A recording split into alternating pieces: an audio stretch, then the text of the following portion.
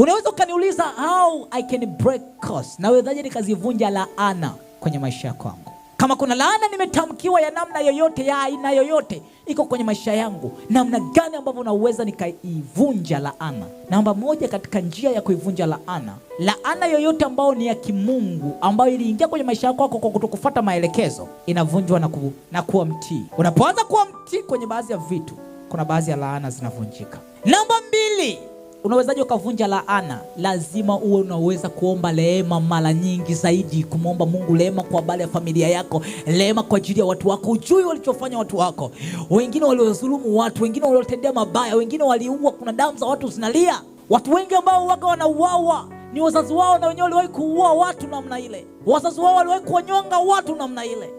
Unakuta the same case inawapata na wao. Watu wanasema maskini ya Mungu walikuwa ni watu wazuri. Hapana, babu zao waliua watu, babu zao walitendea watu mabaya.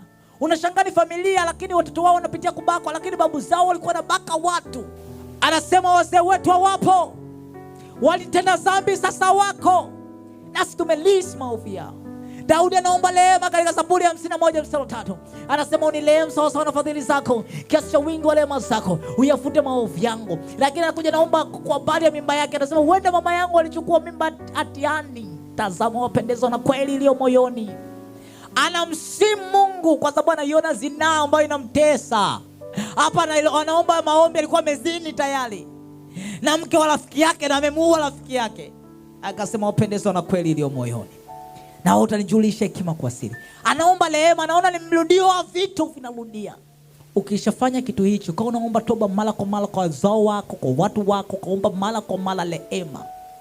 Hichi kitu alikuwa anakifanya mtu anaitwa Ayubu, alikuwa anaombaga rehema hadi kwa watoto zake. Anaamka asubuhi na mapema, anatoa sadaka, anaomba rehema kwa watoto wake. Anasema wenda wamezini, wenda wameiba, wenda wametenda mabaya, uovu na mimi sikujua, wametenda sirini, lakini anaomba toba kwa ajili yao. Na kwa uombe toba kwa ajili ya familia yako.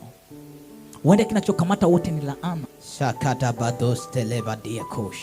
Ukishakuwa unaweza kuomba toba, itakusaidia kuvunja baadhi ya laana kwenye maisha yako. Naomba ya mwisho, kuna baadhi ya laana unazivunja mwenyewe sasa. Laana ambazo wachawi wamekulaani, hizo utakudili nazo wewe. Laana ambazo wamekutamkia mke wako ni kudili nazo wewe, unazifuta, unazikataa. Sasa na Isaya 42:22.